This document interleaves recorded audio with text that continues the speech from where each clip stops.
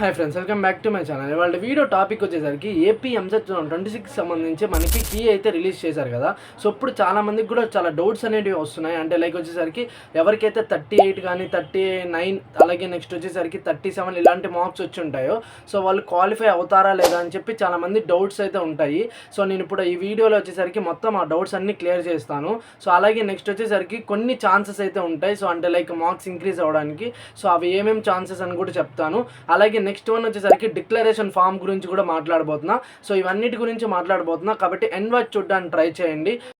First one వచ్చేసరికి ఎవరికైతే 36, 37, 38, 39 ఇలాంటి మార్క్స్ వచ్చి ఉంటాయో సో చాలామంది కూడా కన్ఫ్యూజన్స్లో అయితే ఉంటారు, లైక్ క్వాలిఫై అవుతానా లేనా అని చెప్పి. సో ఇవాళ ఈ వీడియోలో మీకు ఆ డౌట్ అయితే క్లారిటీ అయితే ఇస్తానన్నమాట. సో ఫస్ట్ వన్ వచ్చేసరికి ఎవరికైతే ఈ మార్క్స్ వచ్చి ఉంటాయో మీకు ఇక్కడ 2 వేస్లో మీకు మార్క్స్ ఇంక్రీజ్ అయ్యేదానికి ఛాన్స్ అయితే ఉంటుంది. సో ఫస్ట్ వన్ వచ్చేసరికి త్రూ మీకు నార్మలైజేషన్ అనమాట. సో నార్మలైజేషన్లో ఏంటంటే లైక్ మీకు షిఫ్ట్ బట్టి మీకు మార్క్స్ అయితే ఇంక్రీజ్ అయితే అవుతుంది. సో ఇక్కడ మ్యాక్సిమం వచ్చేసరికి మీకు 1 to 5 మార్క్స్ అయితే ఇంక్రీజ్ అయ్యేదానికి ఛాన్స్ అయితే ఉంటుంది. సో అంతేగాని లైక్ 10 to 15 మార్క్స్ అయితే ఇంక్రీజ్ అవ్వవు. సో ఇక్కడ లైక్ మీకు 1 to 5 మార్క్స్ లోపల మీకు ఇంక్రీజ్ అయ్యేదానికి ఛాన్స్ అయితే హైగా ఉంటుంది. సో అదనమాట మెయిన్గా ఫస్ట్ వన్ వచ్చేసరికి నార్మలైజేషన్ అనమాట. సో అలాగే నెక్స్ట్ సెకండ్ వన్ వచ్చేసరికి ఇక్కడ కీ అబ్జెక్షన్స్ అనమాట.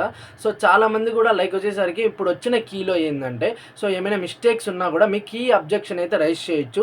సో ఇన్ కేస్ ఎవరైనా అంటే లైక్ మీ షిఫ్ట్లో ఎవరైనా కీ అబ్జెక్షన్ రైజ్ చేసినట్లయితే సో ఆ షిఫ్ట్లో ఉన్న ప్రతి ఒక్కరికి కూడా లైక్ మార్క్స్ అనేది యాడ్ అవుతుంది అనమాట.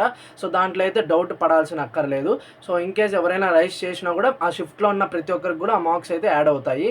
సో అలాగే నెక్స్ట్ ఈ 2 వేస్లో అయితే మీకు మార్క్స్ ఇంక్రీజ్ అయ్యేదానికి ఛాన్స్ అయితే ఉంటుంది మెయిన్లీ.